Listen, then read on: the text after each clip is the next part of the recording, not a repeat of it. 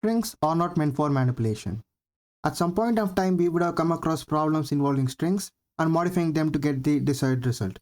But the operations we perform are highly inefficient. So what should we do to make them more efficient?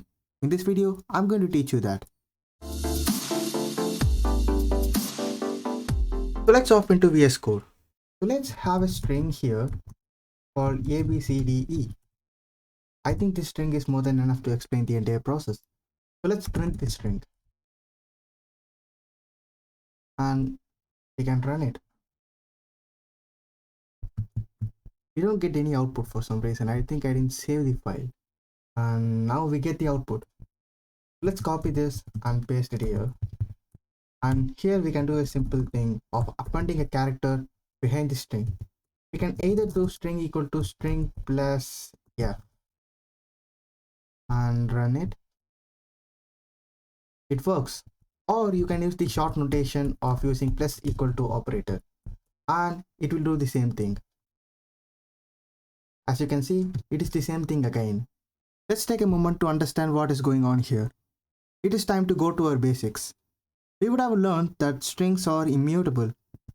This applies to most of the high-level abstract languages. To those C developers, you don't have to worry about this because it is just an array of characters. C is fast and it is probably because of this. Every time we make changes in strings, in languages like Python or Java, we are essentially taking the old string and creating a new string with those modifications and then replace the old string with the new one. It is quite a process. The operation becomes longer for bigger strings. To understand that, let's do this operation for 10 million times. So here is a function called based on strings that takes a number. We are going to have a loop that runs n times. And in each iteration, we choose to append a character at the end of the string. Let's do another variation of this by using an array. I have this line commented intentionally and we will talk about that later.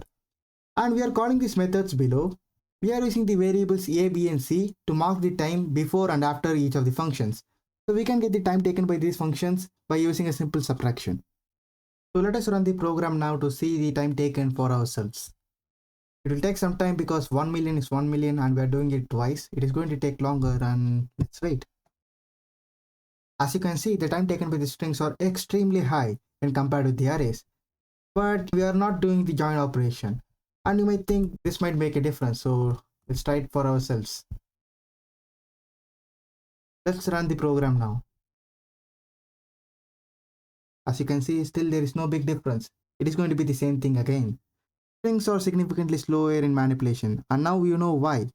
The motivation of this video is just to make these little things obvious to people and encourage them to use these tips to make their program faster and reflect their understanding of the language with their programming buddies, or on a serious note in a coding interview scenario, because these things make the impression that you know what you're doing with the language. I also have an article in my blog about this in much more detail, so consider checking it out and following me on social media. If you want more tips like this or actual tutorials on making some projects or coding lead code problems, feel free to drop a comment and hit that subscribe button. Also like the video if you liked it. I can't wait to see you in my next video.